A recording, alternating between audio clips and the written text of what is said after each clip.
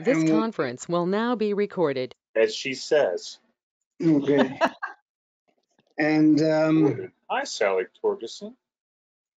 Hello, Kenny. How are you? All right. and we've got somebody who's we're waiting for a name here. Dun dun dun. And I wonder where our fearless leader. She said she was going to be a bit late, so Okay. she texted me and Richard Farmer. Okay, fine. And she said her husband Brian just got back from. I guess they had competing hospitals, and of course these days nobody gets to go to hospitals together. So he just had shoulder replacement. So I think he just got home. And so she wasn't expecting him until tomorrow. So she was planning on getting wild and crazy tonight. So, but instead, she's got to take care of her husband. So she said she was going to be a little late because she needed to get him set up. So do the pharmacy thing, get bags of ice, and all that. No worry. What did he have placed? His shoulder. Shoulder. Actually, I think they just added an extra one, so now he's got 3. So, yeah. I did say to Kenny earlier that we are in the midst of terrible thunderstorms, and our power has popped in and out for the last hour. So if I disappear, it's because of the power. Or terrorists. So what I would suggest, Richard, is if you do disappear, come back in on the telephone. Oh, on the telephone. Okay. Right. You have that telephone number? Rick, I don't think I have it right with me. I'm sorry. I'll put it in the chat window, and I'm going to put it in the chat window right now. So Richard, I kind of know. Do you have a landline telephone? I have a cell phone. You know, Right. Maine is sort of contemporary and modern. Okay. No. I was just asking. Do you have a landline? I'm curious. Who has landlines? I don't know. So, do you have a landline or no? We don't. No. Okay. Yeah, even my parents have finally gotten rid of landline. Oh, maybe my father hasn't actually. I don't think about it. Okay, so there you go. If you get cut off, make a note of that, and you can call back in. And we have somebody who came in on the telephone. Who might that be? Hello, caller 01, and calling and waiting for name NA. Who's calling in on the telephone? So if you'd like to identify, we'd love to give you a name. Mm-hmm. And is it a secret? Okay. So you're very welcome to keep listening. Sometimes it happens that it's somebody who's got a face up that calls in as well.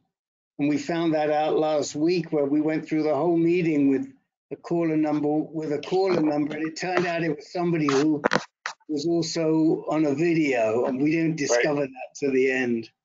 So we have a couple of people, somebody waiting for name and somebody a caller, and we don't know who either of those people are. We don't. Let's keep seeing who else comes in. Although I have a feeling, so there currently I see, including our 2 anonymous callers, we have 6 people in the room, including you, Rick. Yes. And and last week, I mean, how many did we get up to? Maybe 10, 12 or something like that? 11, I think. Last month. Yeah. And so I think there's a lot. I think, and of course, the one person who's missing is hi Al, is Michelle. So I'm wondering if that's sort of an indication that maybe we're not the main draw of this room. You're right. Well, we should tell Michelle that she's gonna. She'll tell her. It's like my daughter. You tell her things like that, then they get big heads, and it doesn't help anybody. It doesn't help anybody.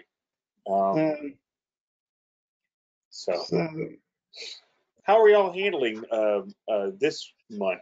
It's just more craziness since last month, and I think last month we said that this is tons of craziness. So how are y'all handling that? Rick, I know you're sort of you're not exactly in the middle of everything with tons of people around you. No, Al's more central than I am. He's 40 miles north of me, and I don't know what's going on up there, but where I am, I pulled my mask out today to go to the post office. I think that was the first time this week. But then I don't tend to go to the store I hate going to the store. So you're in the southern part of the state, Rick? I'm in the deep southern part of the state. So past Tucson? Excuse me, what state? Arizona. So are you near Tucson, or are you? I'm 40 miles south of Tucson and 20 miles north of the border. So you really are. So you're about as south as you can be, aren't you? Yeah. Yeah. My father worked for U of A for a while for the geology department at U of A. So, you did? No, my father did. My father. So we certainly spent plenty of time in Tucson. Oh yeah. When I was a kid. Yeah. Well, we really hated leaving there. It's just a beautiful. We loved Tucson. It was so much. We loved all the things to do out there. The Desert Museum, the Pima Air Museum, and just fun stuff. It was interesting. It was a little bit warm in the summer. Al is a real native. He's a native Tucsonan. I can't claim that, but I will tell you that when I take my boat out to row, I'm only about a mile north of the border. The lake, one of the two lakes that I use, is only about a mile north of the border. Oh, wow. Right. And so I'm probably the most southerly rower in the western United States. How in the heck did an Englishman wind up in southern Utah? South of Utah. Southern Arizona. Sorry. It's a long story. I can't. Of course it is. Yeah. I'm not going to take up your meeting time No. with that. But Al knows, so he'll. Al knows well. I'd love to hear that story one day. Okay. Yeah, I think if Rick was out in his boat with some binoculars, he could probably spot some backpackers hauling drugs across. Right. Yeah. Oh, they didn't build, Al, they didn't build the wall there? Oh, wait a minute, the wall's up now, so that can't happen, right? There's a wall, I'm sure. The wall only goes out so many miles east and west of Nogales, but yeah, you can't stop those guys. Yeah. There's no wall where I could go. There is a wall further west towards Ajo. They've got the wall, but not where I am. And there's a little bit of wall around Nogales, as Al said. But Yeah. There's plenty of border patrol vehicles though. Yeah.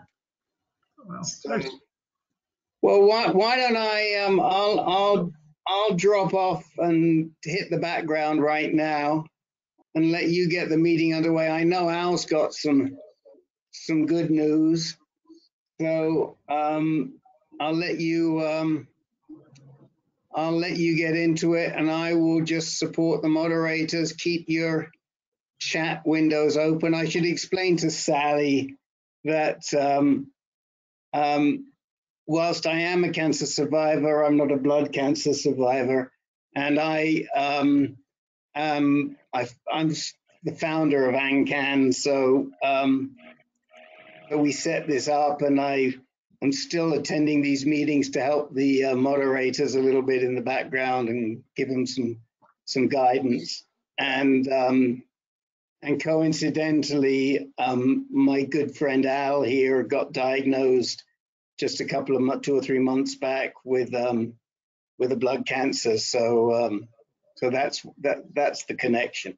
He was just looking for more reason to interact. Is all it was. That was really sweet of you, Al. I couldn't get him to call me anymore. Yeah, that's a pal. Bills. I did. When he sends me a bill for all the work he does around for me, I pay. But he wouldn't call me anymore, so he had to go get blood cancer. So then he would start calling me. Right. Okay, I'll fade into the background at this point, guys. It seems unlikely, Rick. It seems unlikely. Just because you're muted, we know you're there. We can just sense your presence. So, Yeah. So yeah. So Richard. So how has this last month gone? Because since we last talked, so I feel like I'm recapping Batman here. But so since we were last on, not only have we continued to deal with potentially scary COVID pandemic things, and it looks like we're on that for a while. Plus, it looks like it's more and more likely that this is going to go on for a while, Yeah, for sure. because apparently we like to. We didn't think there was enough of it out there, so we've decided we're just going to spread a whole bunch of it all Yeah. over the place in Texas and Arizona. But we also have delved into the double whammy of the term of deciding we're going to solve the racial inequities right now. And not that there's ever a bad time or a good time. There's always a good time, I guess, to resolve those things. But let's just, as if the stress and tension levels weren't high enough. And this isn't just in the U.S., it's worldwide. That's where we're at. So, Yeah, and the other piece to that is you can add the police as a absolutely. as an issue to this thing as well. And, Sure. Talking about because we're addressing. It's not about blacks versus everybody versus whites, or blacks versus cops, or cops versus everybody else, or I mean it's all sorts of. I mean that's not even only oversimplifying it, but it's just wrong. So as far as the police are concerned, in my opinion, it's about whether the way they do, whether our criminal justice system or just justice system is truly just, number one, but also determining whether or how it affects us and how we treat them, how we allow them to do their jobs, and is that supposed to be what their job is, and sort of defining that in all sorts of different ways. And so now we're addressing this in the middle of a time when we're all super stressed out because we don't get to hang out with the people that we care about. And well, that's for hard. sure, Kenny, it's yeah. In my earlier life, I did a lot of work with first responders. I'm a psychologist, as you know, Right. and it was back in the late '60s a very significant set of issues, and I apologize for the echo, and I'm trying to figure out what the heck it was, but um, it is a very significant set of problems. The group of us have certainly medical and health problems, but the larger social problems with the pandemic and race issues. I don't know in your area, but the signs in our neighborhoods have grown, which say Black Lives Matter. We're seeing them on trailer trucks on the highway. We're seeing it all over the place, and the whole issue of really bad feelings about the police and lots of arrests, and it's not a good situation. Well, let me ask you this. I mean, and you, Sally, and you, Al, and Susan, I see who's on here, and people who otherwise don't have names, and Rick, who I know is listening, even though he's pretending he's not. So what is it that, how does it feel? Because I think that I'm actually a little bit younger than several of you in this room. I turned 50 next year, which I got to tell you, as being almost 50, makes me feel really weird. That I'm the young baby. I'm the babe. I'm the baby at almost 50. Nice. But my feelings about cops, police, like police officers, is very different than it was when I was younger. And maybe now maybe not that much younger. And the feeling that I had as a kid, and to let you, I have a 19-year-old, a 16-year-old, and a 7-year-old. And yes, I know I have a big gap. We just didn't learn from our previous two mistakes. So no, they're awesome. They're fantastic kids. They have a very different. Yeah, right. Yeah, don't tell them I said that. They have a very different opinion on police. They generally they start with distrust, and you have to earn their trust if you're a Mhm. police officer, Mhm. or anyone sort of even resembling a police officer. But generally, Mhm. their generation has a tough time with it, and that's a tough thing. I'm interesting, anyways. I'm just curious if you felt like that you think it's actually um, get done. And before we get too far, I wanted to also make sure that everybody kind of knew who you were. So, by the way, my name is Kenny Caps. I know it says that on my little tag there. I am the executive director for a nonprofit called Throwing Bones. Throwing Bones' mission is to encourage all blood cancer patients to stay healthy and active through treatment. So Rick who is also an advisor on our board, and is graciously allowed me to be a part of this, and invited us me and Richard and Michelle, who's not here right now, to be hosts of this tonight. I started Throwing Bones 3.5 years ago. And so our programs involve educating, inspiring, and activating blood cancer patients to stay healthy and active. So, and Richard, would you mind introducing yourself real quick, since Oh, we've got a sure. couple of new people? Yeah, if we've got a couple hours. My name is Richard Farmer. I'm a psychologist by training, and I developed multiple myeloma 6 years ago. It was quite a significant development and quite quick. And I ended up retiring from my position as the president of the Maine College of Health Professions here, not far from Portland, Maine. So here I am trying to make sense out of me and you and this whole issue of my illness, and trying to see where I'm going and how I'm getting there, and having some challenges and I want to say fun.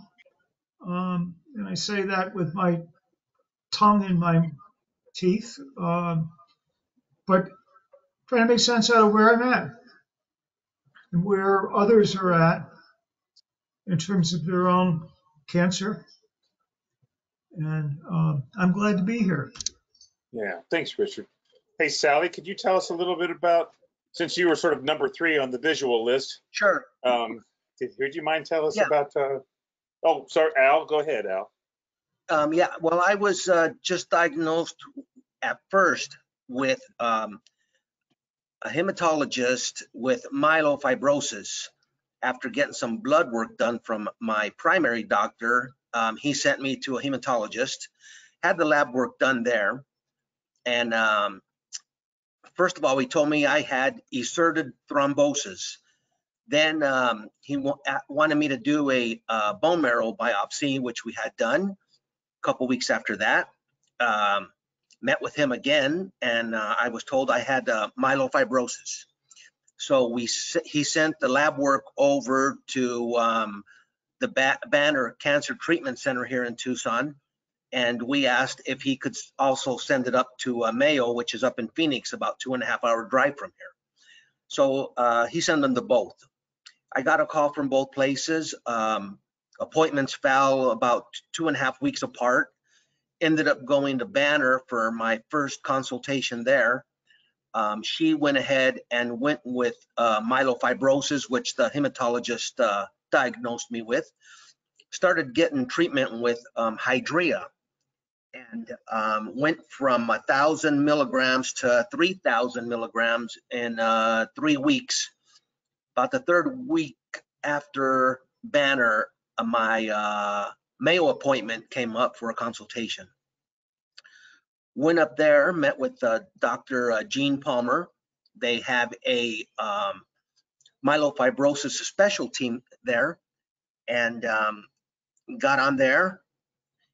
And she's not treating me for myelofibrosis. She happens to think I have polycythemia vera, PV. So now she backed me off of, let's see, 3,000 milligrams back down to 2,000 milligrams. And she's gonna monitor my blood work here in Tucson, which will be, the results will be sent to her. And I don't see her until September. But during the whole hour, she must have said about 2 or 3 times that she doesn't think I have myelofibrosis, and she's going to treat me for PV, which is a less cancer than what myelofibrosis is. Which I guess if you're going to get something, you know, but it's not as severe as myelofibrosis. Right. Wow. Yeah. No. I guess if you have to look at the glass half full version of that, I suppose if there's any way to look at a glass half full when you have cancer, I get it. Yeah. So yeah, it's hard to make this sound happy sometimes, isn't it? Because it's And scary. what I liked about her is that, and she said like at maybe 2 or 3 times, she also said, I might be wrong. I don't know, but we're going to start with that. Okay. And I So don't think you hear that very often from doctors. So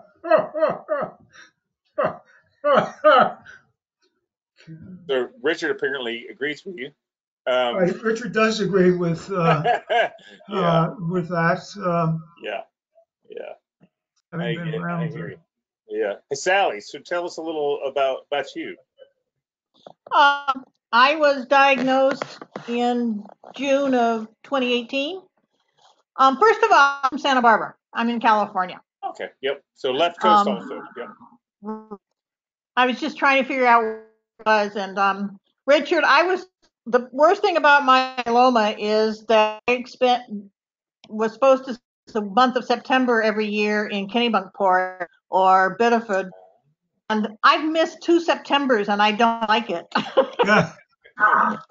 Anyway, I spontaneously broke my collarbone in April and went to the emergency room, and they said, "Oh no, it's not broken," and sent me home. And long story short, I bugged my orthopedic surgeon, and finally gave him a stuffed zebra and said, "Start looking for zebras because it's not a horse."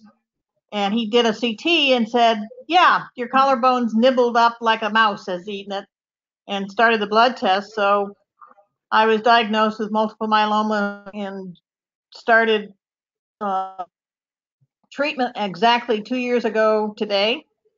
And went to a stem cell transplant in March last year, a knee replacement in February of this year, and I'm in stringent complete response.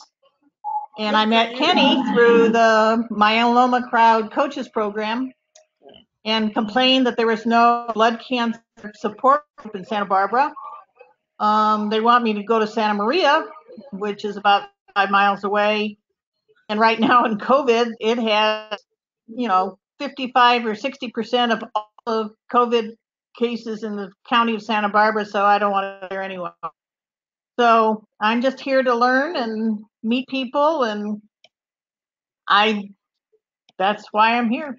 Awesome. Well, thank you, Welcome. Torgerson.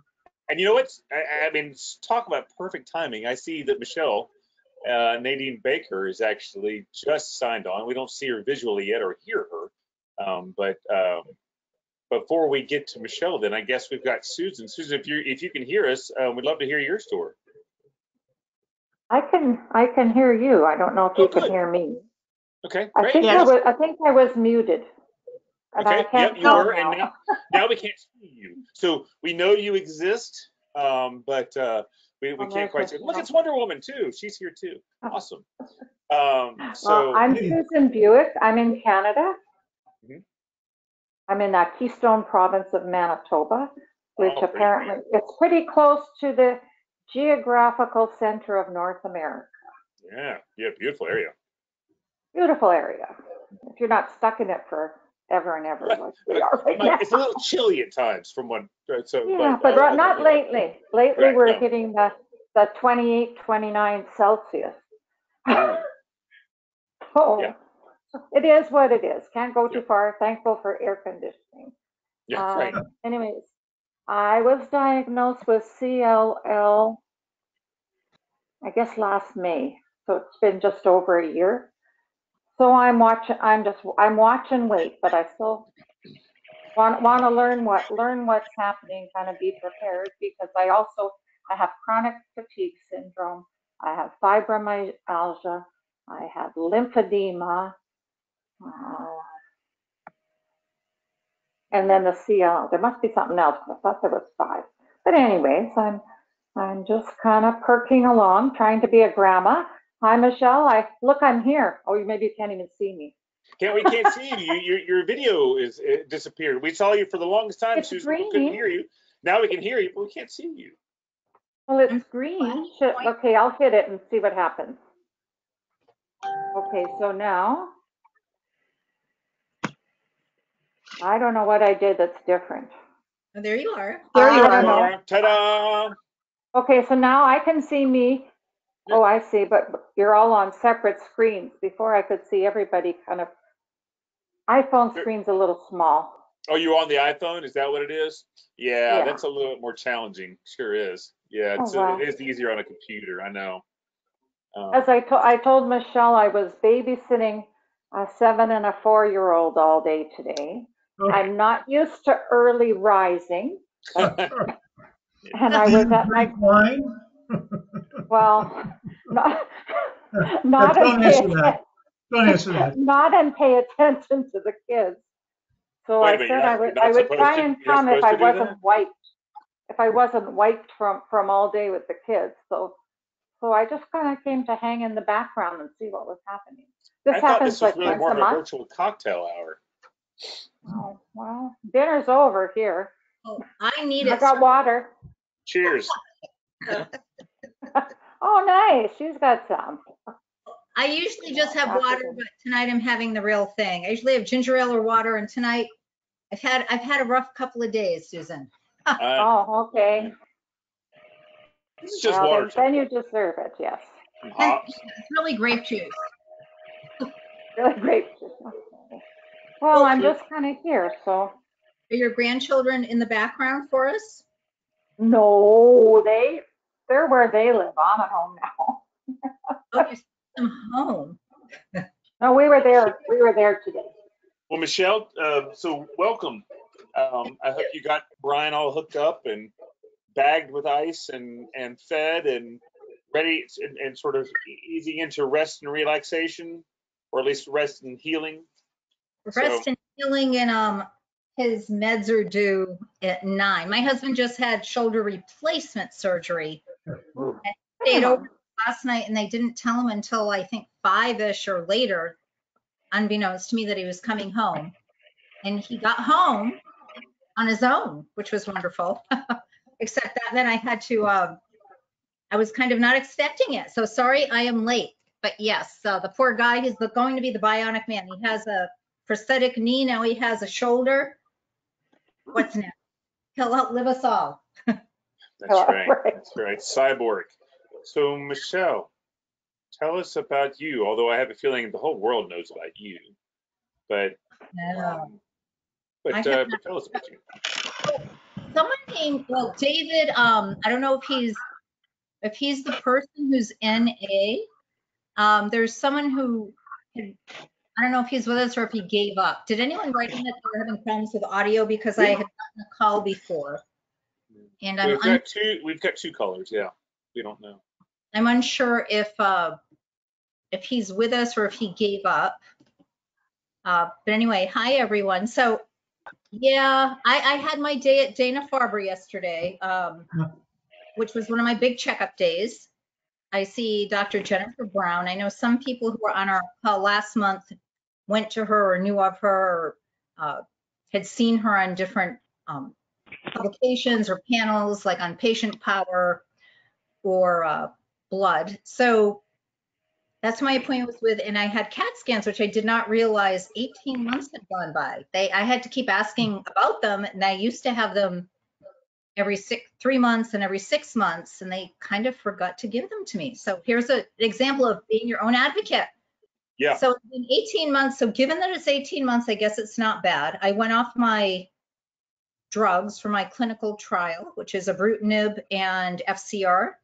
which is the combination. I've been on the IFCR trial. I went off the ibrutinib due to adverse effects last May. So I've been off about 14 months, and I progressively have felt normal again and great. And I found out yesterday that my disease is progressing again. Not badly, but that was a big blow, because first she started, my blood work had never been better. My lymphocytes had never been lower since I had started on this journey.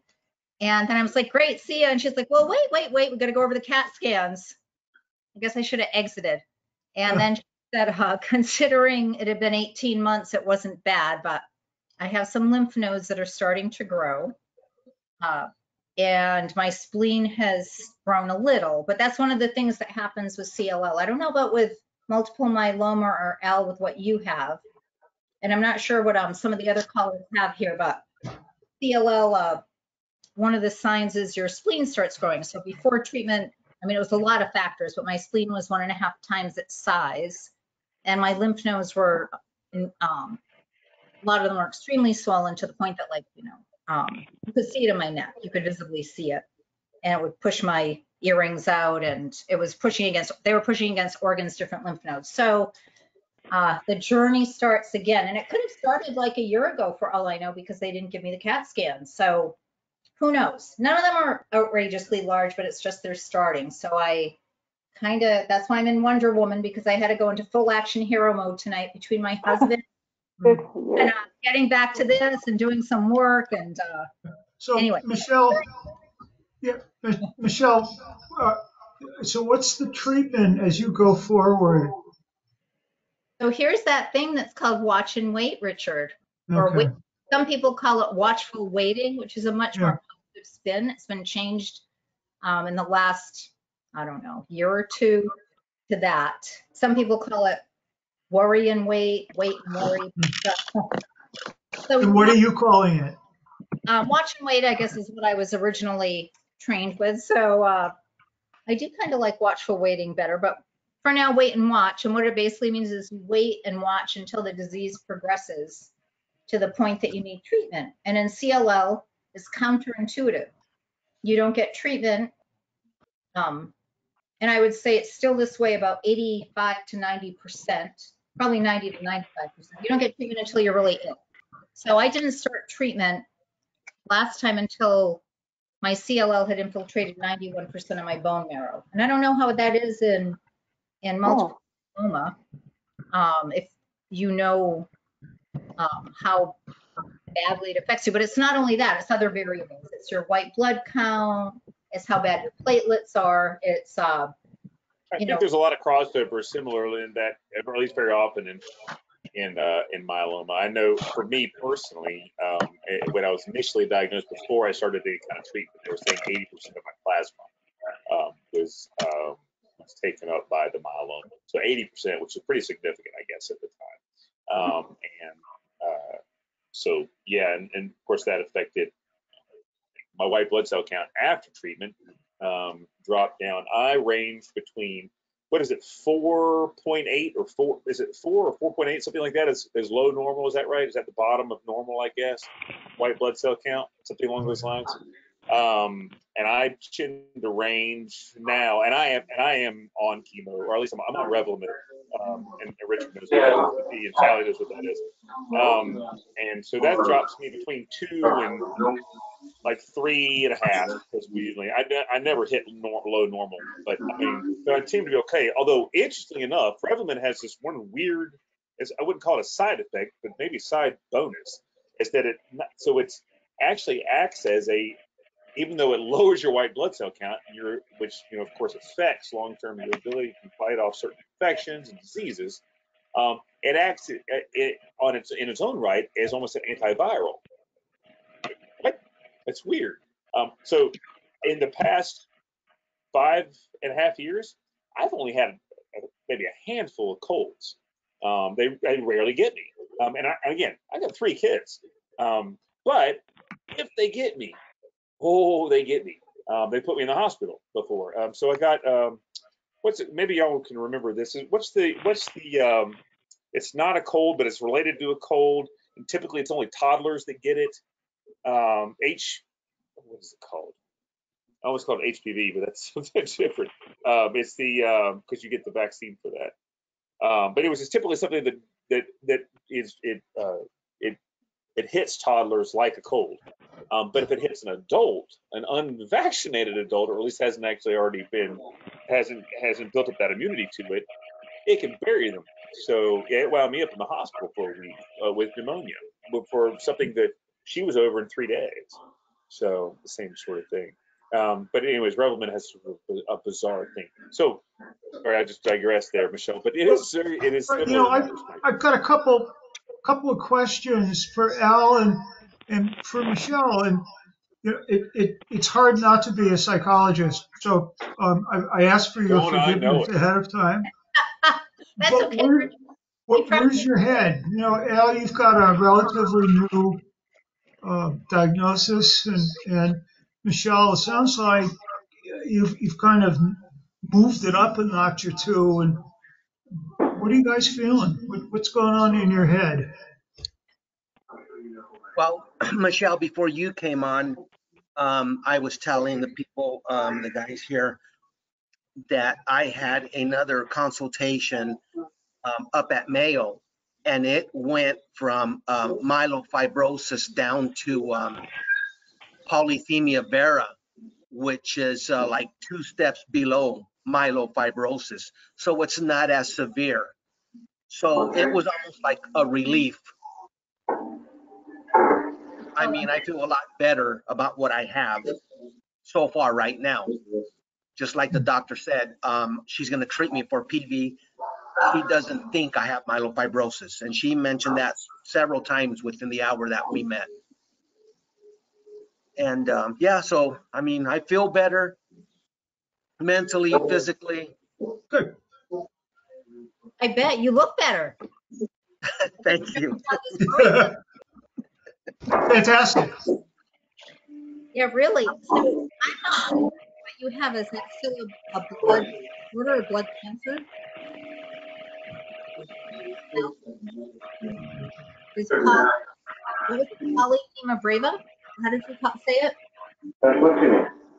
I'm sorry, you're breaking up. Oh, what is it that you call what you have, and is it a blood cancer? Yeah. It is a blood cancer. The way she put it is that you have myelofibrosis up here, and there was another one below that, and then I have polycythemia vera, PV, polycythemia vera. If I can just remind everyone, if you're not speaking to mute, because we had a little feedback there from other people's mics. So polycythemia vera, I don't know that. So that it is a blood cancer. Is it a lymphoma or a leukemia or just its own kind of animal? I don't think it is.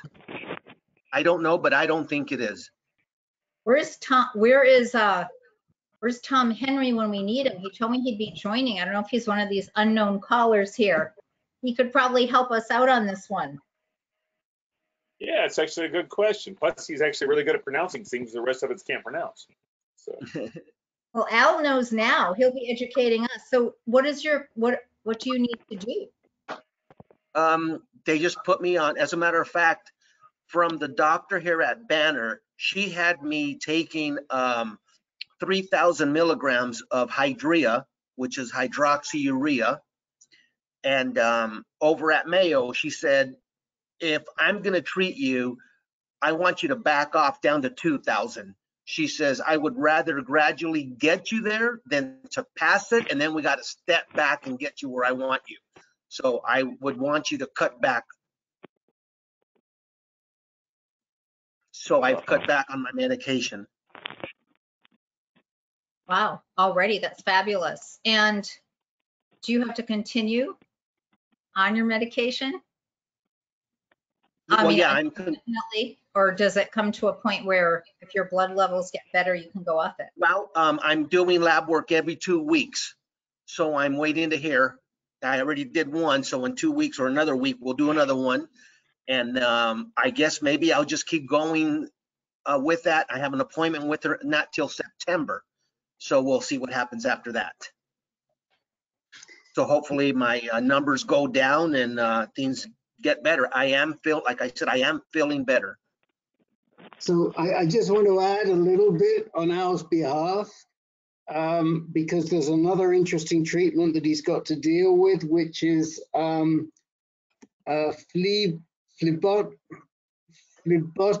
it's something to do with phlebotomy. I forget the actual name, but it is, they have to draw blood out of him.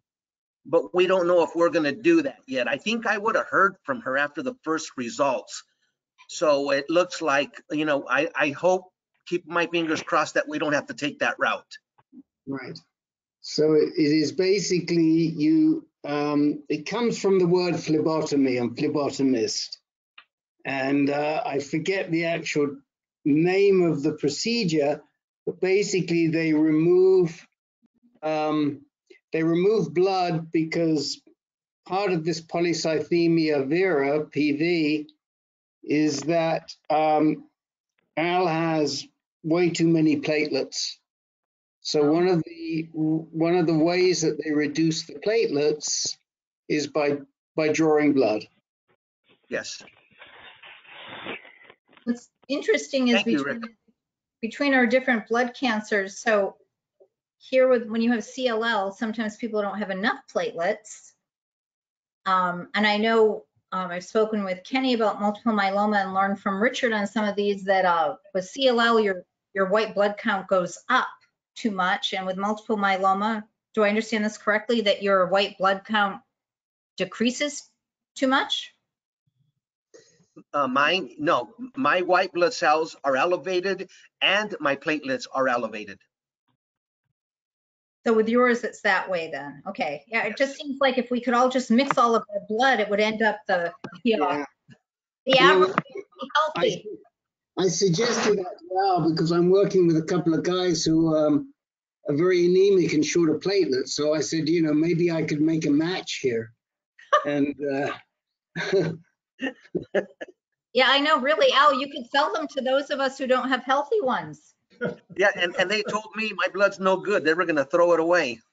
We have a market for that. Wow. You know, maybe that's what they said, but I think they're going to sell it. Thank goodness you went to Mayo. Sally, have you spoken yet? Yes, And I missed it. I'm in Santa Barbara. I have MM. Thank you for joining us, Santa Barbara. How's coronavirus there? The numbers? It was fine until about Memorial Day, and then they opened up all the restaurants, and we're closed again. So we're back on quarantine. No restaurants are open. They've closed everything again. That's what I'm fearing where I am. And did the person color that says waiting for name, has that person spoken? They've been waiting since we signed on. Is that you, David? Perhaps. No, we have a mystery person. We actually have two mystery people. I think we've got waiting for name and caller one. So we never did find out who caller one and waiting for name or NA. Colorado or CO. Yeah, caller 01. So, yeah. Would you like? We haven't actually heard anything. Either of you? What's that? I was asking them if they wanted to share or speak. Well, I keep hearing this voice from beyond. I believe it's Rick, but it's sort of he's like the great Oz, the great and powerful Rick. You may want to speak to Richard about that, Kenny. Where did that come from? It is Rick. What did I do now? All knowing, all hearing. It's Am I in trouble again? Kenny's hearing voices. Oh, he's in trouble. Usually, I mean, like habitually, I'm in trouble. So, if you knew me, you'd know. It was that's my thing. Here's caller one. Sue. Caller one just said something. Yes, I just heard they were caller one. Hi. I just heard that, and they're not muted any longer. No, and at the top of the screen it said talking caller one. So It's hard. I'll be quiet. God, for technology. Is caller 1 still there? I see that your phone is not muted any longer. So caller 1 is Susan. Now we know. Susan is caller 1. So Susan, you're multitasking. Susan was on multiple. Susan was on multiple, and this does happen sometimes. So we have Susan visually, and we have Susan on her phone. Oh no, we don't. We have Susan on twice. Susan is not caller 1. Sorry, caller 1's still there. I'll butt out. I thought. There is the voice you keep hearing. Yeah, that's the voice. I'm out. All right, so we have a mystery there, but how is now I know that we have Brick in Arizona, that numbers are going up, and Kenny, where you are in North Carolina, and also Al. Yes. And we just heard from Sally regarding Santa Barbara. Susan, what state are you in? Oh, you're cutting in and out, so I'm having a hard time here. That's why I thought I'd switched to my laptop, but I can't hear on my laptop. What state are you in? Oh, I'm in Manitoba, Canada. Winnipeg. So I'm going to ask everyone about For those who don't know where Manitoba is, it's directly north of North Dakota. Okay. Does that help? I can see you're talking, but I can't hear you.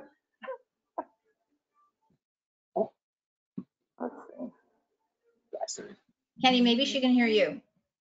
I don't know. Can you hear me, Susan? Yes, I can. Oh, so that's interesting. So you can't hear Michelle. No, so I can see her lips moving. Beautiful face, lips moving, but I can't hear her. So what I'm hearing is that you've got either sexist technology or it's completely counter to DC Comics. I don't know. I thought I would go. I was going to go from my laptop to the iPad, but it's out of juice. So I'm doing like multiple the video things is here. much better. Let me just say, so it's interesting, so fascinating. So you being on the phone and the computer, we can see you much better on your laptop, of course. Right. We're still getting a good deal of the ocean, but it's still but it's a great view.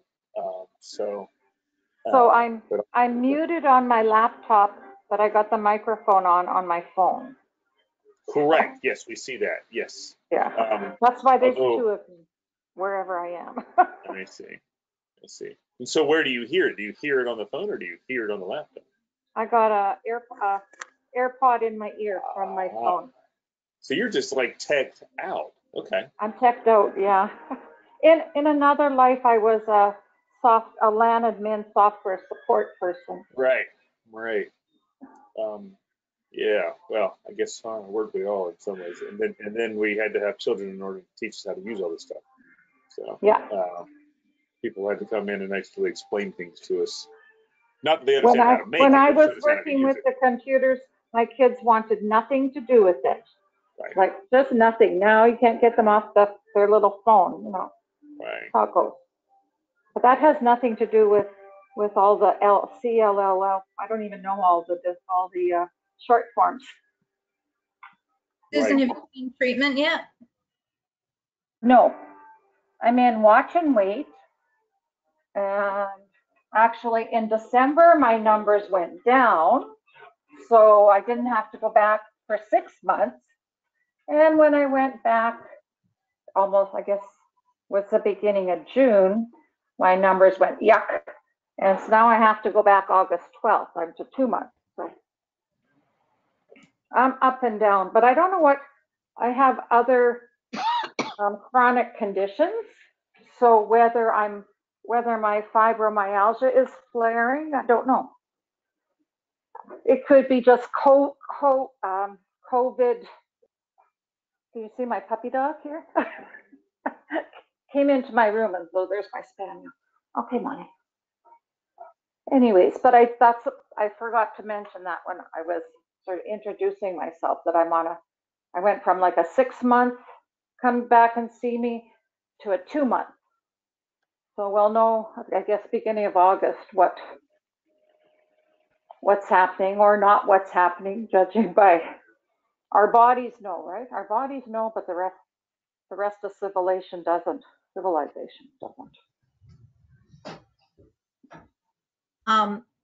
And I just got a text that someone, I don't know where David is. He said he just came back.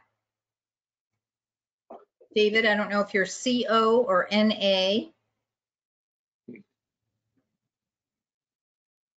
Just let us know when you want to speak. So Susan, so you're SB and you. We have the CO mystery person and Yeah. So Al, have you been seeing a lot of people with in Arizona, like now talking about coronavirus now that it's worsened where you are? You know, I really personally don't know anyone who has had it.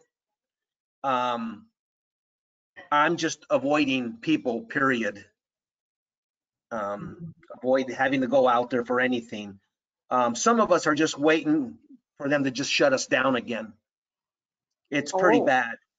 I was just looking at the news that the numbers from them testing has gone down some just today. So hopefully that continues. We'll just have to keep an eye on that. But from what I hear, our hospitals are full and they're sending patients up to Phoenix.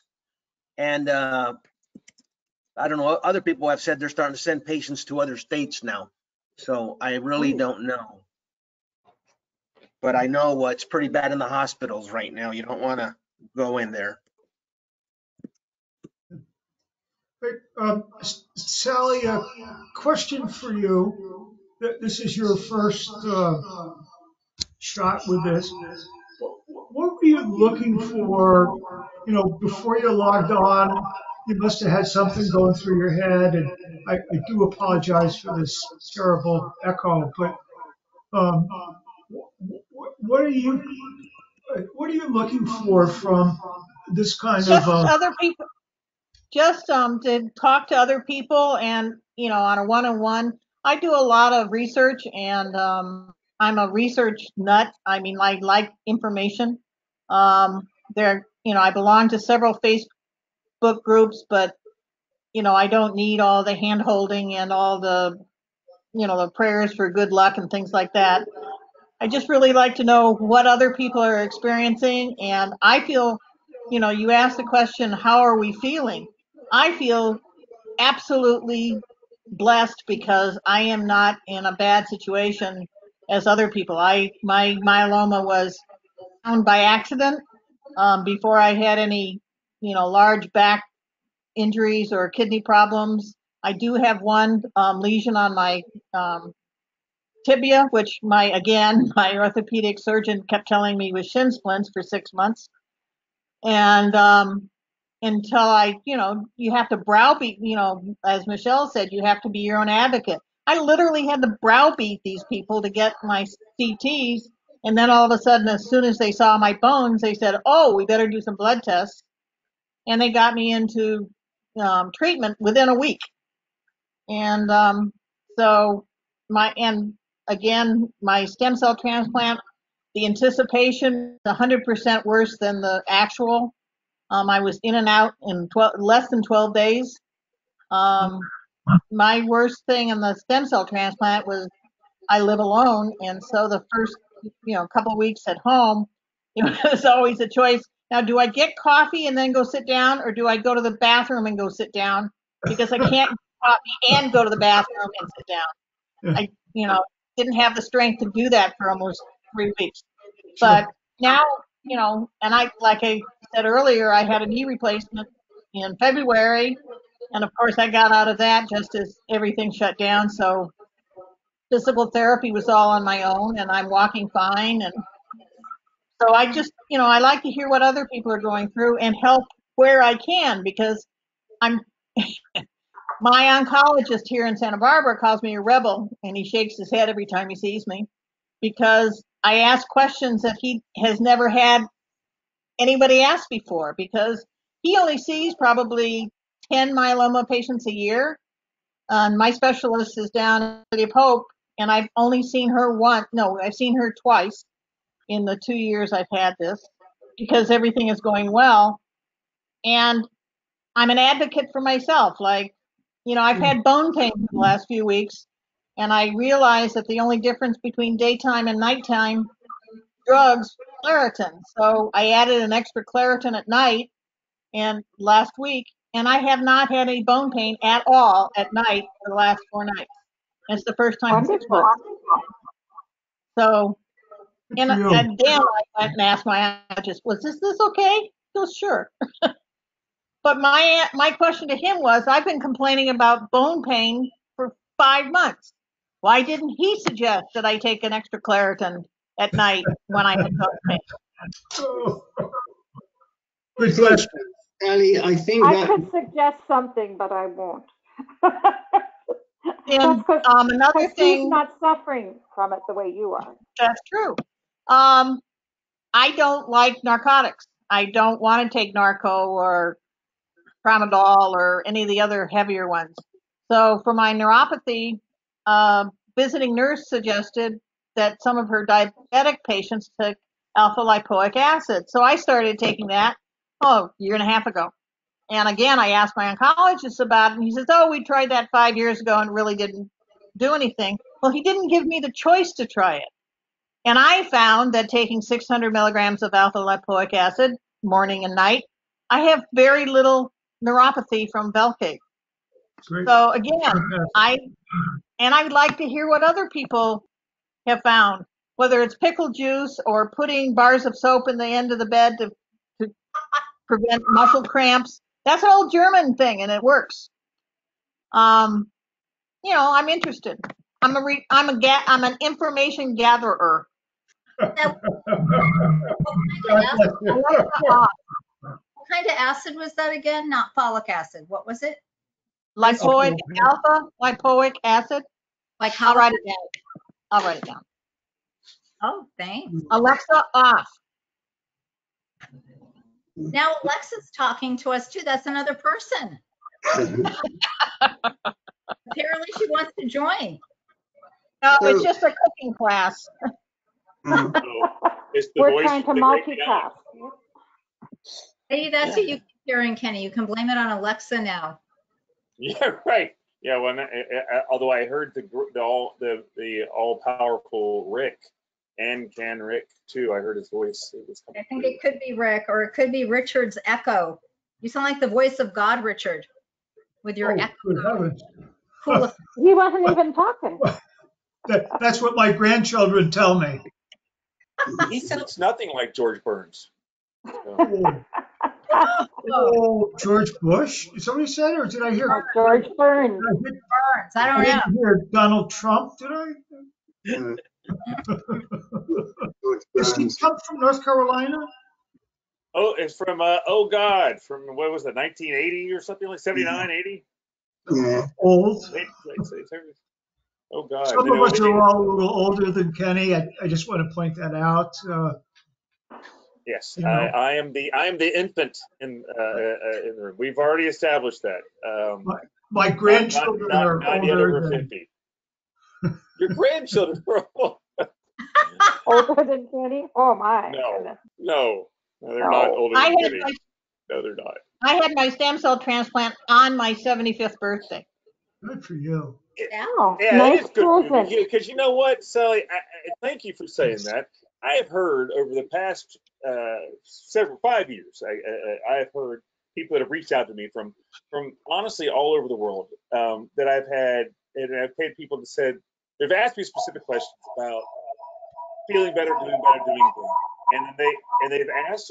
They said, now I can't have a stem cell transplant because my doctor said I was too.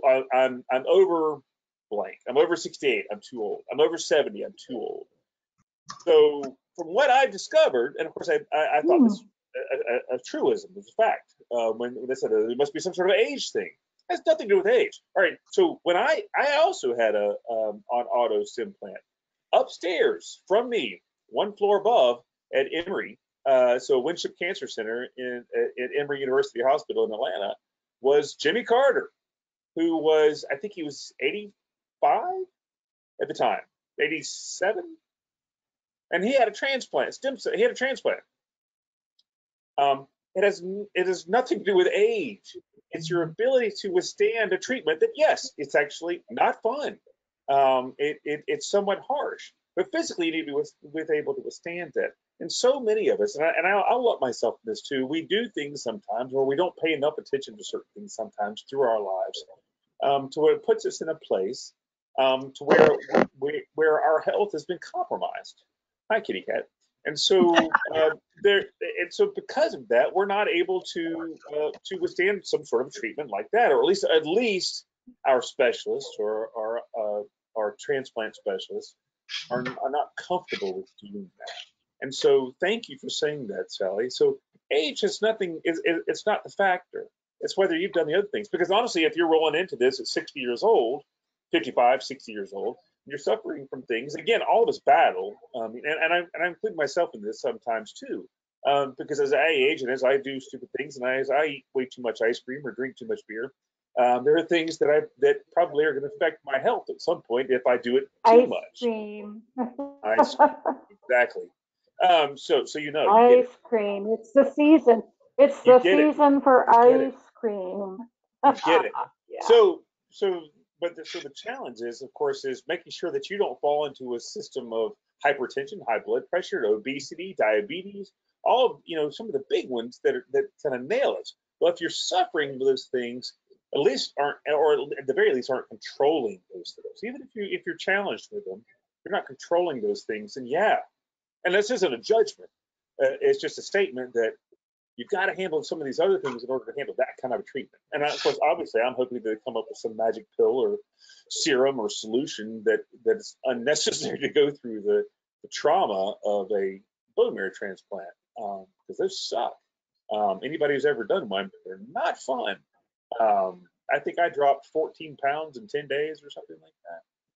That lost all my hair. And if any of you have known me for any extended period of time, I like my hair.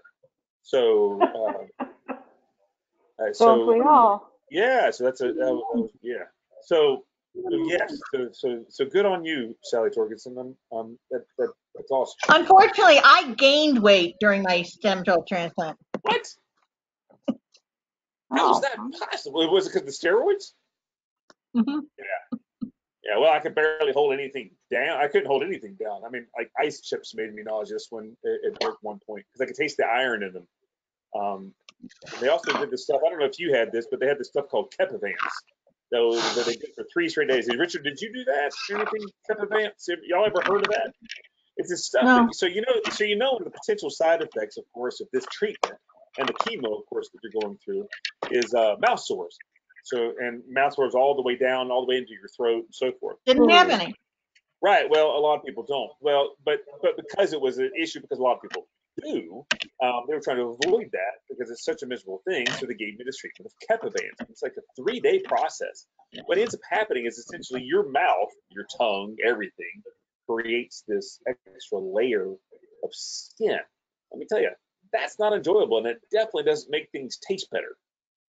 It was horrible. I mean, I felt like my tongue was 4 times larger than it was supposed to be. It was all white. I mean, my mouth was white. It's like they sort of put this plastic coating inside my face. And I didn't enjoy it one bit.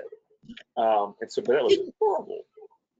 Again, didn't they make you eat ice cubes for an hour before and an hour after? Did they do what? I'm sorry. Make you eat ice cubes for an hour before and an hour after. No, they didn't do that, but they did suggest that I eat crushed ice. So they always had a cup of crushed ice there for a long time to control swelling.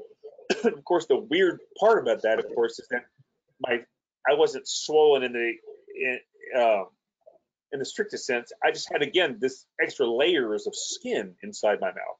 And it didn't really go away. But the thing is, the ice cube what the theory on the ice cubes is that if you take it an hour before and during and after, it constricts the blood vessels in the mucous membrane so the chemicals can't get to it. and it prevents all the mouth sores and the sores down your throat.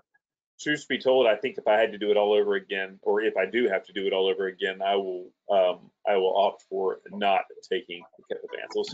That was miserable. And again, I also opted because everything tasted horrible. I'll call you back, So hey, we'll call you back.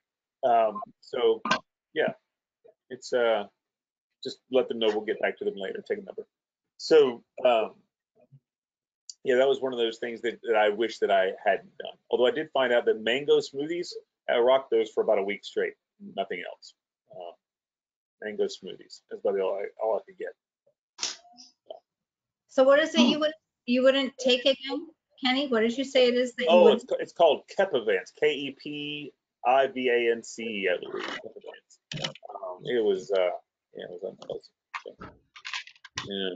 So Michelle, I asked everybody else before you got on, but I didn't have a chance to ask you. So how are you doing as far as like your anxiety levels and everything else that's going on in the world?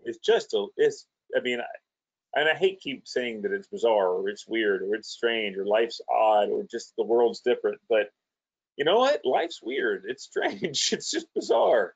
Things are it's just odd. I mean, and it seems like it doesn't matter every corner of the world. I mean, I know roughly where all of y'all are, and it doesn't seem like the vibe is very much different. I mean, I can't think of more places that might be different geographically than Tucson, Arizona, San Diego, California, or Maine, And Winnipeg. or Massachusetts. I mean, or Winnipeg, right? Exactly. Than where I am. Well, I have a friend in Phoenix that I talk to almost daily, and she's telling me how it's like 110, and it's so cold. It's so cold here because it's 28 Celsius.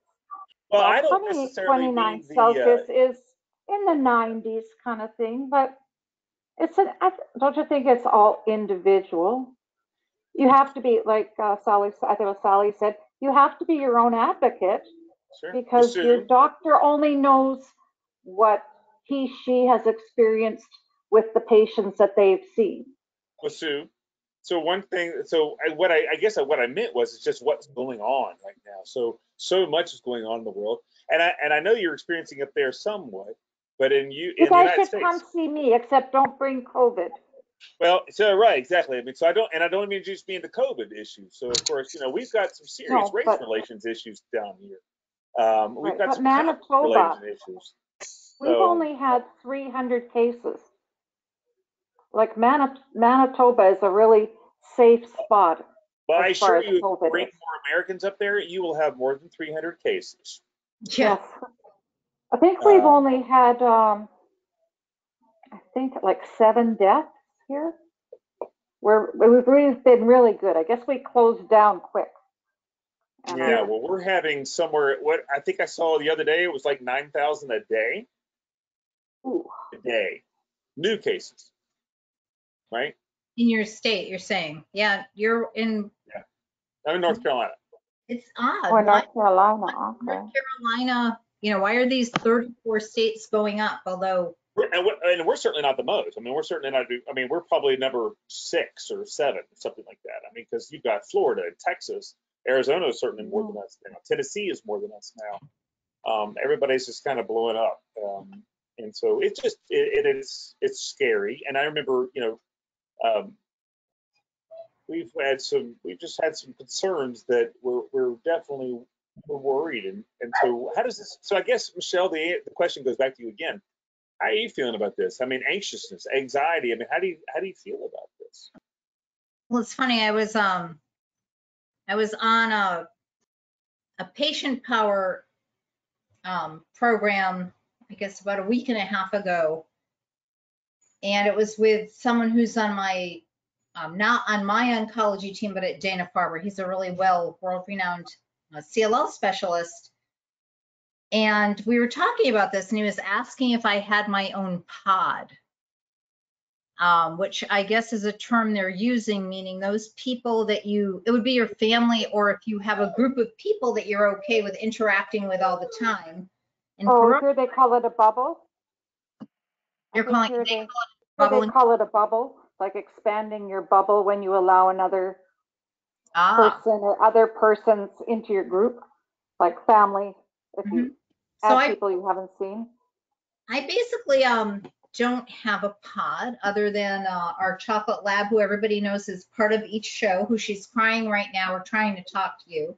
And my husband, I do go for walks, I'll say at a distance with a neighbor. We both wear masks. Not all the time, but once in a blue moon. But I guess that's my pod. That's it. And going to Dana-Farber was huge for me yesterday, and that I had not really interacted with a soul outside of my household. And they had, there she is, and they had their own, they had a very good protocol, and they told me they're back, which is interesting. They're back to 100%, and it seemed empty. And they said it's because they don't allow anyone in with patients. And that was very interesting to see the difference in the areas where patients go. They said some patients they found were bringing 4 and 5 people with them, or even if they just brought one, but it really decreased the number of people within the building. Have any of you? So you're asking about anxiety. So it is. Thank you, Gabby. I guess she's a little too. So I have to say that has created anxiety with me. I'm listening through here and looking at. Sorry, my husband's asking, what's up? So you're asking about anxiety. So I have to say that my anxiety started going up because I was starting to think maybe the time was coming soon to be able to interact with people until this happened. And in Massachusetts, they're going into phase 3 next week. Oh, really? Not. And my oncologist said today, absolutely do not go out. Stay isolated. That was her advice to me yesterday. We went into stage 3 on June 1st, went back to stage 2 last Wednesday. What is stage 3? I don't even know. Opening of restaurants and hair salons and, gyms. Bars. Gyms, yes. I believe it's different in different states. In North Carolina, in phase 2, there's some of them that opened and some of them not. And so they sort of, again, it's not the same for every state. North Carolina, phase 2, allowed for the opening of breweries, but not for the opening of bars. They allowed for the opening of restaurants, but of course, limited capacity, 50% capacity, minimum 6 feet distance, and the individual counties to make their own decision as to how far they go that, and they can actually restrict their citizens more than the rest of the state, which honestly in my mind is silly. It's not like we have borders. I'd like to, but we don't. So people are traveling. We also, where I live in a very touristy area. I live in Asheville, North Carolina. If any of y'all have ever been anywhere around there, but in Asheville, the western part of the state, if you've ever been to some place like Boulder, Colorado, or something like that, it's a very similar vibe. So again, it's a very touristy area, but people come in and go, just sort of swoop in, swoop out. And even the tourist commission around here is suggesting people, let's not travel this year. This isn't the year for vacationing, with the understanding that it's hurting people. It's and actually Tennessee is just across the border from us, or just an hour, not even 45 minutes away from us, the border of Tennessee. Tennessee went to phase 3 already. My cousins were from Nashville, and they just came over this past weekend. They said they went to phase 3, and less than a week later, they jumped back to 1.5. So they actually pulled way back because they are they're experiencing such a spike, and they are maxing. They've got 3 major hospitals in Nashville, and their ICUs are almost at capacity already. Santa Barbara's spike in the last week was higher than the first spike in April. Yeah, and don't forget that they're considering that this is still the first phase of this. This isn't the second phase that they warned us that we were going to be hitting. We haven't hit the second phase yet. We haven't gotten out the first. So, but here they're blaming it on a lot of people from Los Angeles and Orange County coming to Santa Barbara because they closed Los Angeles and Orange County beaches, but Santa Barbara kept them open on Memorial Day into June and didn't close them again until right before 4th of July. So we had a lot of outside influence, and Los Angeles is having a very bad time. So other than they've closed all the parking lots, they've closed all the beaches because they can't restrict the beaches to locals only. They couldn't figure out how to do it. So we're back, like your friend, we're back to phase 1.5. Right. And you know what? I get it. I mean, look, I mean, and I'm trying to say this without judgment, I promise. With dealing with people's decisions to not to want to interact with other people. It's hard. And again, also I come to this from a father of two quite social teenagers. And actually, and that's hard. I mean, you know, the oldest one has a girlfriend who lives in Ohio, so about 6.5 hours away. And so sometimes you have to get to the point of making mental health decisions too. So it's a battle, and with the understanding that you're taking a risk with those things. But I think that it's tolerable if you understand what risk you're taking. And that's true of doing things like going to the grocery store. I mean, so I think most of us, I guess I can't speak for all of you. Have all of you been to the grocery store since the pandemic's actually hit the U.S.? I mean, I have. I mean, obviously, if we weren't going to go to the grocery store, if we wanted to be the safest we could possibly be, is to set up in our houses, buy boxes of Clorox, and clean the heck out of everything, and don't let anybody in, and never leave.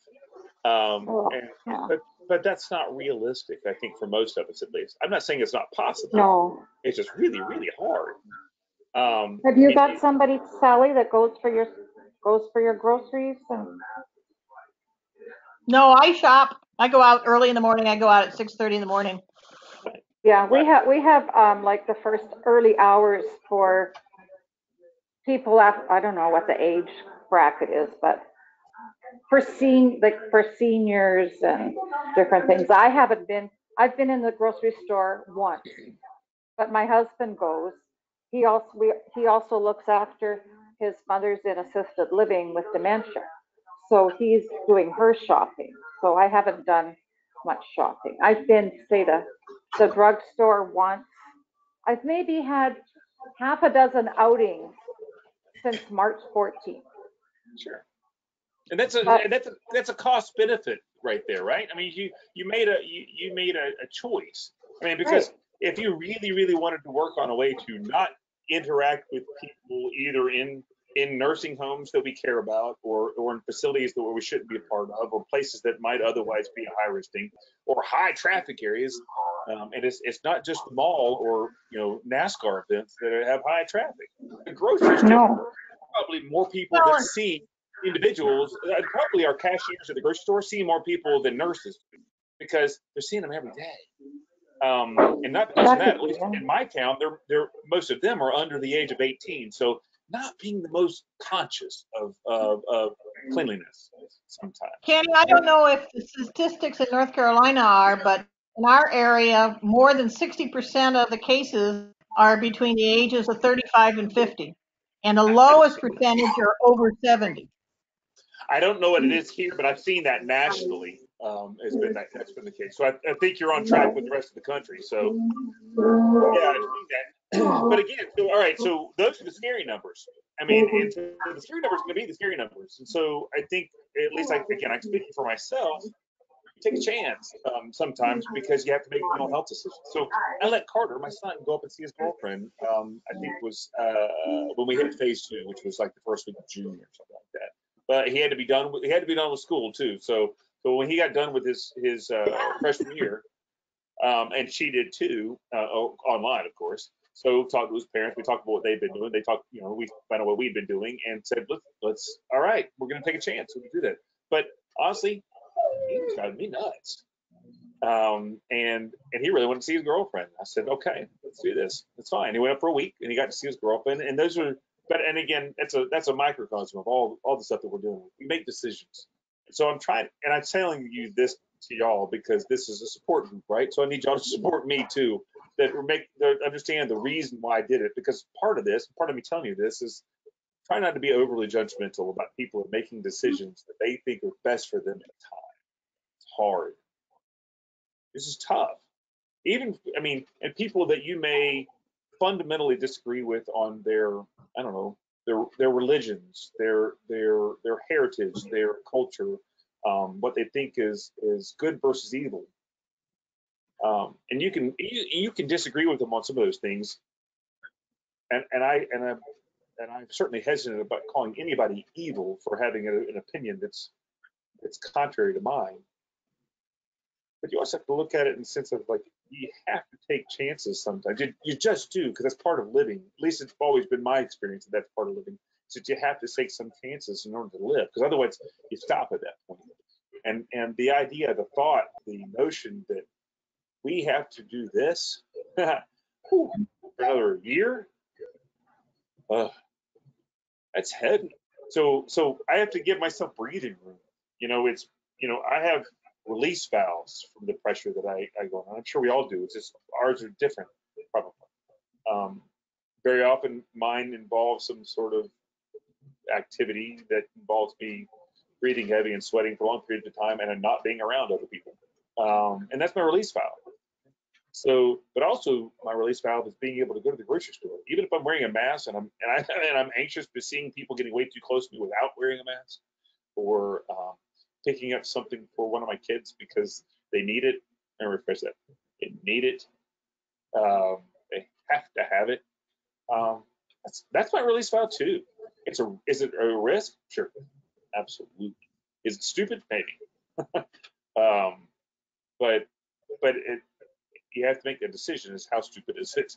How and also you have to think. So, and if I went to that store where I saw three out of 4 people not wearing masks, do I confront them? Look, you're not wearing a mask. You're harming the rest of us. You're endangering the rest of us. It's not really a matter that I'm right. But am I going to engage him with a conversation that he's going to go, by George, you're right. I should go put on a mask on right now. At least not in my part of the country. So I grew up in the South. It doesn't fly real well. That doesn't work that way. So I just push the button is all I do.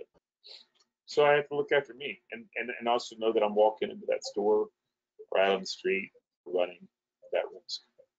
So, Kenny, I'm curious if anyone has had anything. I know Susan had posted something recently about something similar, but it happened to her about people speaking out about this. And she was very gracious to the person. You're right. We can't do that. We shouldn't do that. I mean, of course we can do it. Anybody can do it and speak out against someone not wearing a mask or wearing a mask, which has become a big thing. But I would like to I would like to talk about, there are so many things happening, like you said, out there. It is really strange times, very, very strange times, with all that's happening for patients, that just keep piling on. There's a lot for people to deal with. Plus it's summer, we all want to enjoy ourselves and relax. It's usually at least in our necks of the woods for Richard and Kenny and myself. We're not blessed with beautiful weather year round like some of you here. So it's our time to really take advantage of that. It's kind of hard to, but Al, is your wife with you? Is it Bobby? Is she? Yeah, she's running around here. She just got home from work. That's what I'd like to be doing. So did she want to share what it's been like as your caregiver with us, or it's funny, I'm experiencing what it's like being a caregiver right now, personally. It's not so fun either. Wonder dog. Bobby, they got a question for you. Yes. So what is it that caregivers need? I'm sorry? What is it? We need Bobby to tell us, what is it that can help caregivers? What is it that they need, or what they're experiencing? Kenny was asking about what people are feeling, and Richard was asking how people are dealing. Bobby, what's it? You're going through a lot right now as a caregiver, and caregivers are often kind of the unsung people behind all of us. Mm-hmm. What are you going through, and what is it like for you? it's just hard. I go to work, but then I'm not totally concentrated at work. So there's always something on my mind as to what I could do to make things better. But no, it's a lot of emotions, don't know a whole lot about what's going on or about the PV itself, because first we thought it was myelofibrosis and now they say it's PV. So it's just a lot of,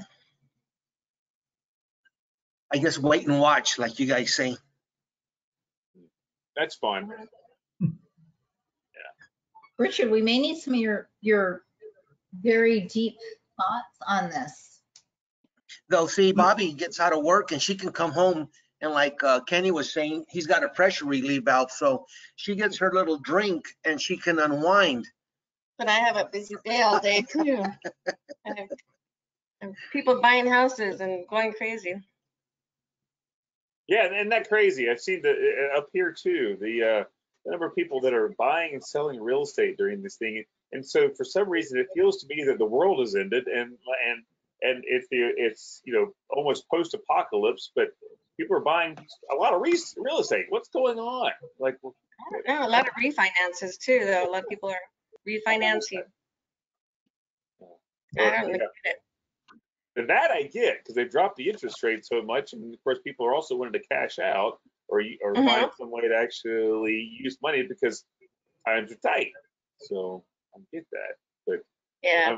but a lot of people are moving as if some area is so much better than their own. Like going, at least that's not my experience.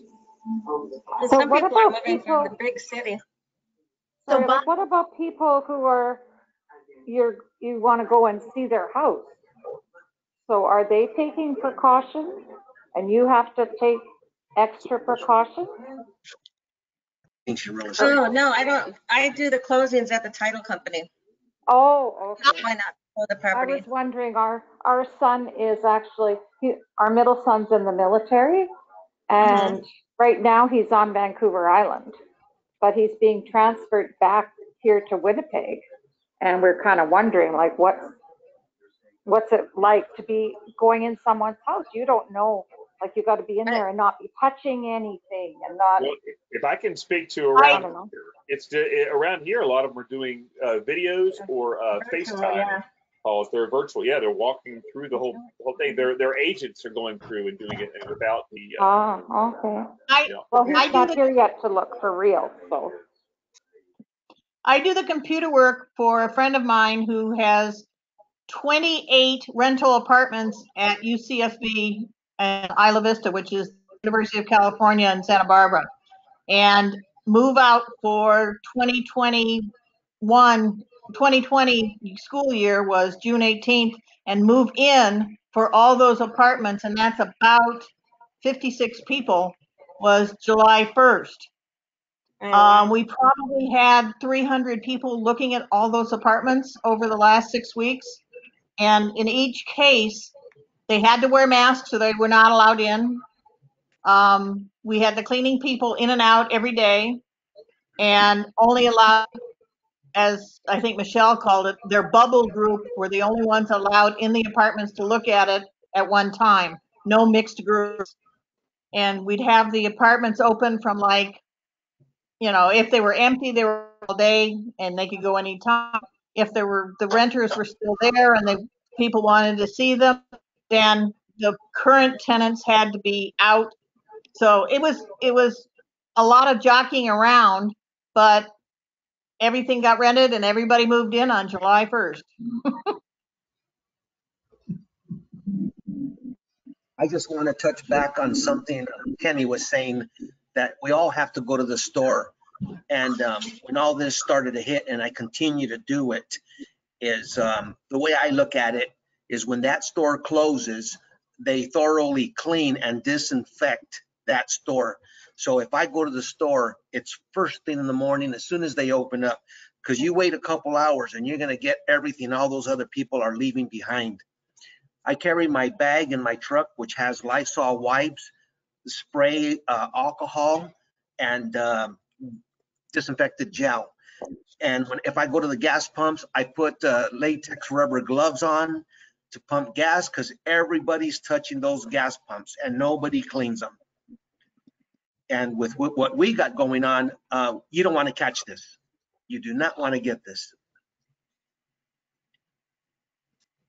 That's very wise to do, which brings me back to, kind of the thing that brings us all here is what we do as cancer patients to ensure we're extra cautious and to ensure that we stay healthy, which is, as some have stated, it's even more worrisome for us to be getting coronavirus and what happens if we get it, it'll be pretty serious to us. And I was wondering if anyone else's doctors have told them to be extra cautious or if they're saying not to worry about it. Michelle, my secondary oncologist at Dana-Farber told me that if I became positive with the virus, that for sure I would die. Wow. No questions asked, flat out. He said, if that's what you want, that's what you get. Wow. So, Wow. and asking my local oncologist for some advice for me and for my wife. Neither one of us we have both tested and both have tested negative. But she's as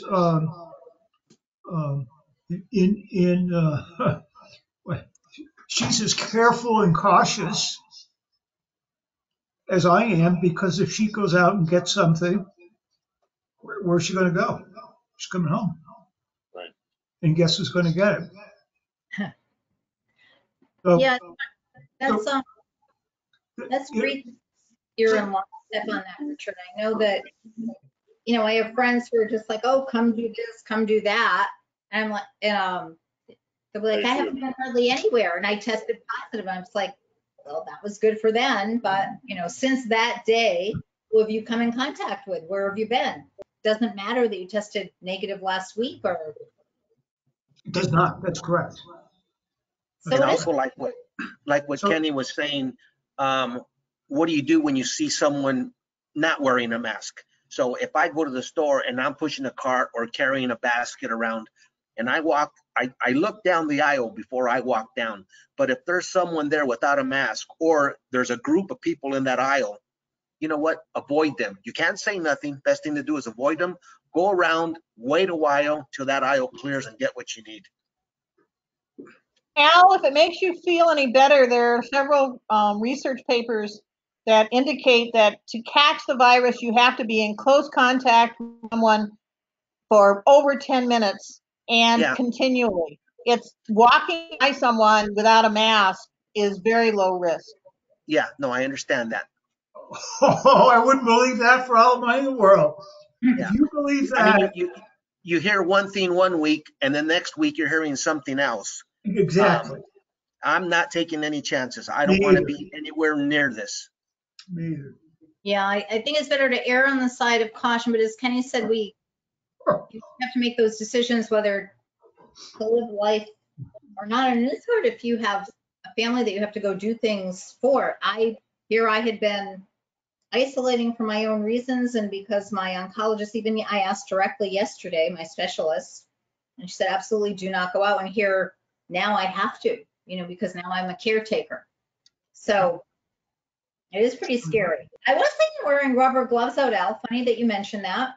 And I was like, I know that's a little extreme. As long as and they claim that when you wear gloves, if you're keeping them on, they are not necessarily that protective because you get too overly cautious. But as long as you use them and take them off. But I wanted to bring us to perhaps our last topic of the evening. That it's funny, Richard was talking about it and Kenny and I were talking about it. And it's just kind of what times like these bring us to think about it. With all that's happening in the world, it does kind of seem surreal and like an alternate reality or post-apocalyptic, like you said. Where do you get happiness? What is happiness these days? What I bake. For cancer patients especially. What did you say? What? I'm baking again. Will you send us some, please? Yeah, no doubt. I'm down with that. Now So, that they finally got bread flour back in the stores after 6 weeks and I don't have to buy it online, we can bake again. Do you the bake? fact that I know that there is such a thing called baking flour tells you that I've been doing things outside of my comfort zone during the pandemic. So, because I have baking flour in my pantry also, which, Bread flour. bread flour. And I actually, there's bread flour and there's cake flour, which seems That's like really true. similar And things. all-purpose flour. Right, exactly. There's actually, I've discovered now, because Whole Foods carry it, they've got almond cake flour, and they've got, I think they've got coconut cake flour. I mean, so they've got Because it's gluten-free. right. So trust me, I've discovered all sorts of interesting things that I never knew existed before. And I also, discovered rye flour and buckwheat flour because I couldn't find cake flour. So I made rye bread and buckwheat cakes. it actually sounds awesome. I would actually like some now, please, with a side of bacon, please. Maybe a little cup of orange juice and a big cup of coffee. Thank you. Al, what makes you happy? Or what is making you happy when you think about it right now?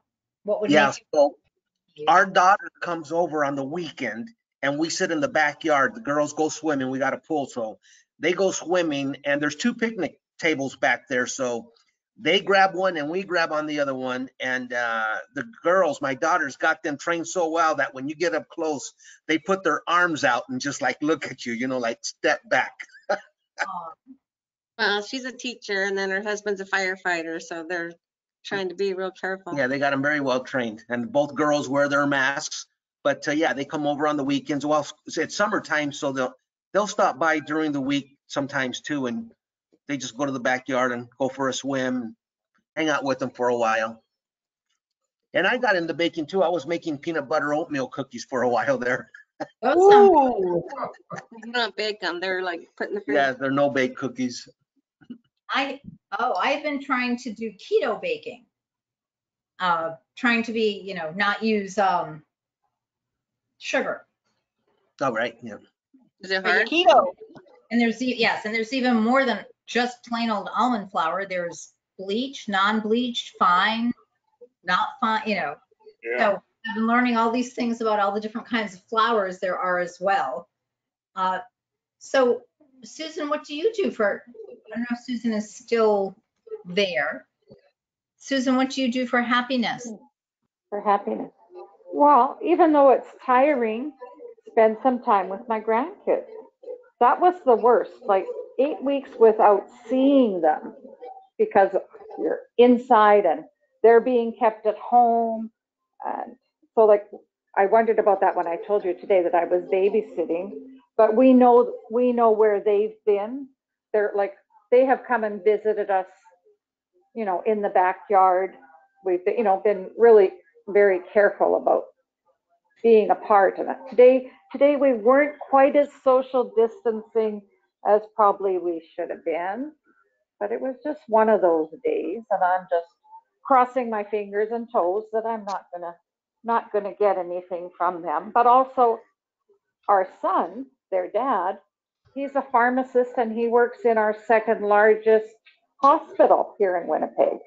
So he pretty much right at the beginning, he just kind of resigned himself that he'll probably get COVID. But he works in the dialysis unit, and they've only had one case, and there wasn't, it wasn't a bad, I don't know how to put it. The person who had it, it wasn't really severe, and they've gone home and they've had their dialysis, and pretty much my grandkids are my happiness. And my spaniel. Do we all have pets? Do. Oh, we used to. Yeah. So what is somebody supposed to do when the person that is the patient is not in a happy mood? Like grumpy? Do you ignore them or do you hit them with the shoe or? Send them to their room. Give them an edible. I think this could be a male-female thing, Bobby. I don't know. What are we supposed to do with male patients when they're grumpy? What do you just do with males when they're grumpy, period? I mean, you can take the patience out of it. Ignore them. Ignore. Avoid them.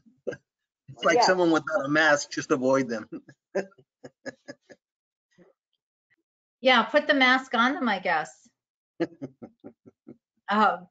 Wrap the mask around his whole face. Bobby, what makes you happy as a caregiver, and in light of all that's happening in the world, and that this all happened at the same time for you, what makes you happy? The grandkids too, and then coming home and dinner's made sometimes.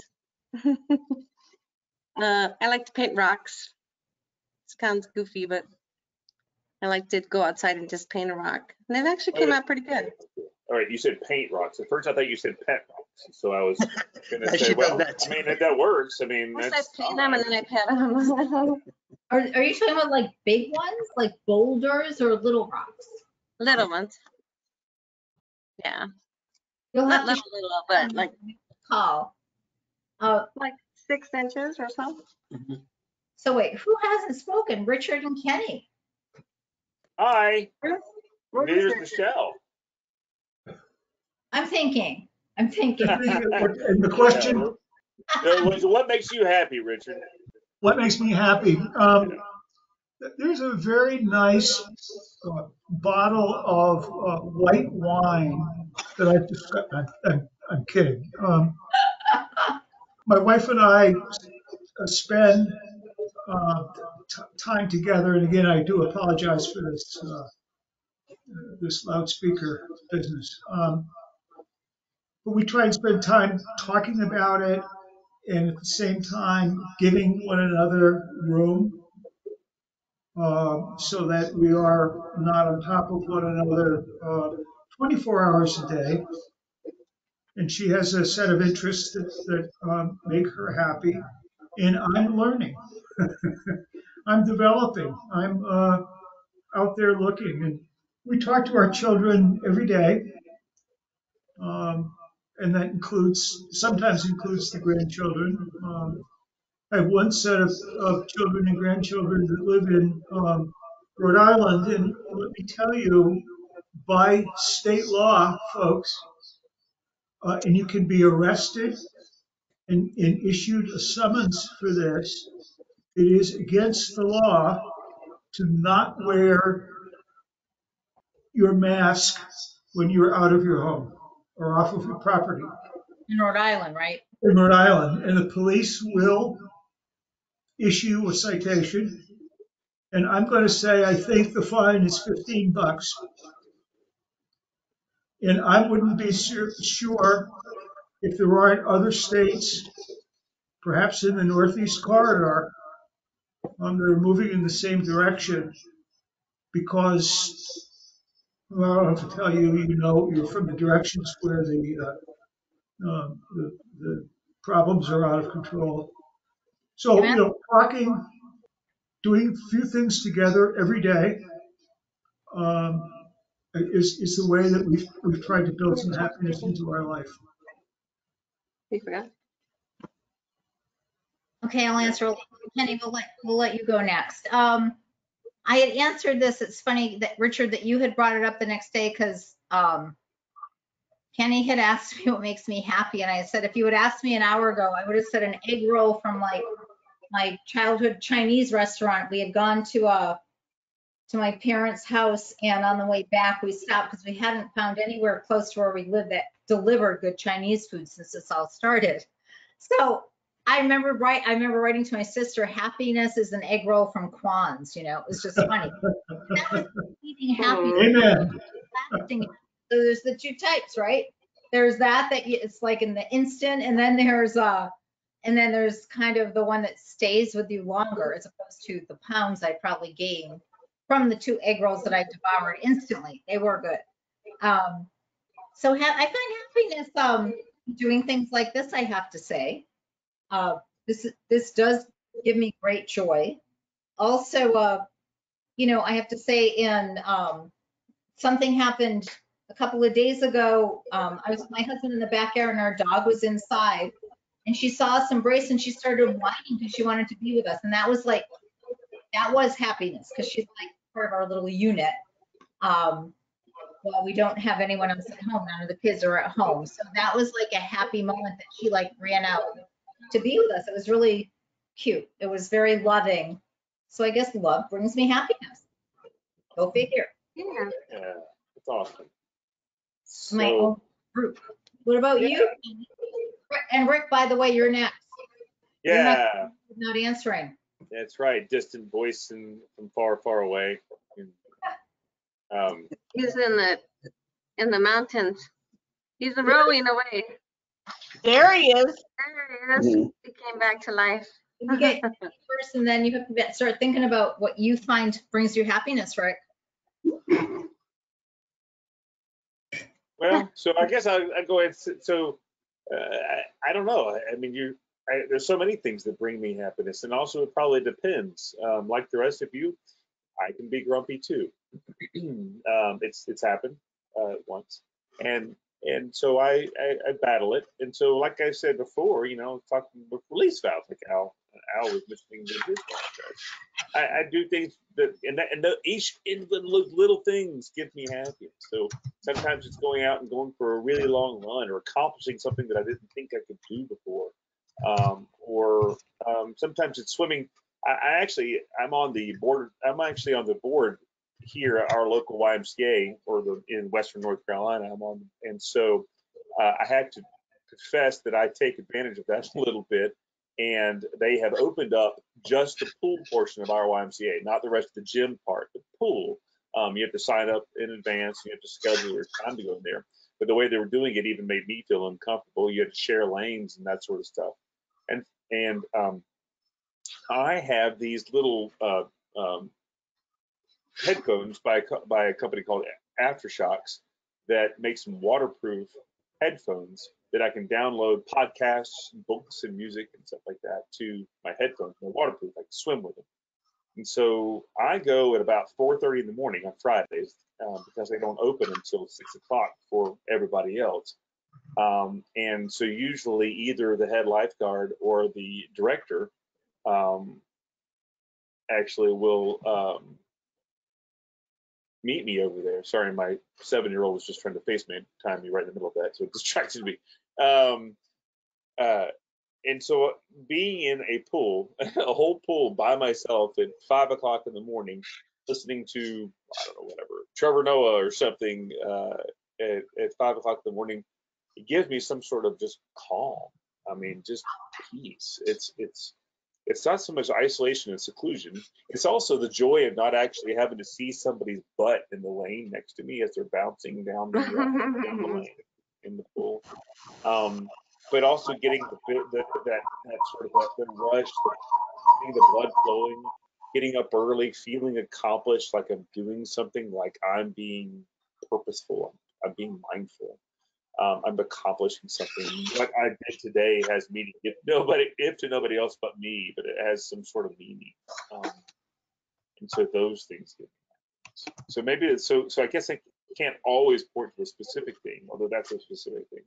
But there's things like that give me some sort of meaning. And sometimes that's just, trimming my neighbor's, bushes or picking something up off the side of the street, or going to that long line, or getting to hang with my kids and going on a long hike, or cooking dinner for my family. Those things give me happiness. Standing in front of a grocery store and yelling at somebody for not wearing their mask. I'm just kidding. Gives me happiness. It is different things at different times, I have to say. Yeah, cooking something that I tried to figure out how to cook, that brings me great joy. That is a cool thing for the family. But Rick, what about you? Our grand Oz. What about me? I mean, the big thing really is this work that I do, I have to say. I mean, when Sally says she can join this group, and because she can't get to Santa Maria, that's why we did it. And that really warms the cockles of my heart, because we know that there are people that want to be part of a group and want to talk to their peers, and they can't do it unless we give them some sort of facility like this. You know, there are people that are physically disabled. There are people that are socially disabled. And so this Oh, socially. allows them. Especially now. Yeah. Well, I've got a brother that's socially disabled, but that's something different. So Well, he's just like people. well, you know, Kenny, we have a guy who does a huge amount of work for us. He runs our Facebook page, he runs our YouTube page, and he's agoraphobic. Right. He won't step out his house. Open spaces. Is that right? Or crowds? Is that crowds or open spaces? Open spaces. Open spaces. And he doesn't step out his house, but through bringing him into this, we've opened up his world. Now, it creates some serious problems with his medical care because he won't go far enough to see a specialist. He sees a general oncologist, and he just has literally, he's just started chemotherapy after many, many years, basically because he had to. But my point is that the groups bring him out. So that's one thing. My exercise makes me happy, even though I managed to skid in some soft sand yesterday and landed on my ribs and my arms. So I've got I think I don't think I cracked a rib, but I certainly think I did something to the cartilage. That's going to be a while. So I've been very grumpy today. That's a good bruise there. Done that. I got back in my boat after a year out of it because I was comfortable enough with my arms, and the boat got repaired. And I would be even happier if Mr. Rubalcava would be good enough to come down to the lake with me and throw in his fishing line, which I've been inviting him to do forever and a day. And there's a fee now at Peña Blanca out. The National Park Service has got a fee. So if you come with me, you won't have to pay because I've got a card for that. Oh, I think he's off tomorrow. Maybe he can go with you. I'd love him to come with me to the lake. What kind of fish? Oh, Yes. Al knows about, Bobby, Al knows all about the fish at Peña Blanca. There's lots of stuff there. And then you can go to the Happy Peasant or close. Oh, no more that it's closed. Yeah. Oh, no. Oh, right. Oh yeah, but no, it's basically exercise, which I just need it every day. And especially when you live out here in the desert and you get out into some of the wilds, it's really awesome. And doing this work, that's the combination. Awesome. Yeah, that is. Rick, are you still riding your bike? I am riding my bike. As I said, that's how I fell yesterday. And I was so proud of myself because I'd just gotten through a very difficult part and I wasn't paying attention, and there was some soft sand, and boom, the next thing I knew, I was on the floor. And I know I'm proud of myself, so. Yep. But that'll. Oh, isn't that the second time now? I wish I could say it was the second time. It's probably more like the 10th time or the 15th time. So Do we need to get you a whistle? Yeah, I need. Well, you don't even want to see my shins. You don't even want to see what my shins look like. So, but yeah, I'm glad I can mix it up. I can mix it up. Susan, send us your email so we can put you on the list. So we can send you a reminder, or you can send it to Michelle, or you can send it. If you look in the chat window, I'll put our address in there. Okay, I'll do that. I'll go to the chat. So yeah, well, that went just to Richard. It should have gone to everybody. So hold on a minute. So we'll put that paste. Richard, can we get you to send that to everybody now? Yeah. There you go. It's there. It's there. Don't challenge Richard, please. Okay.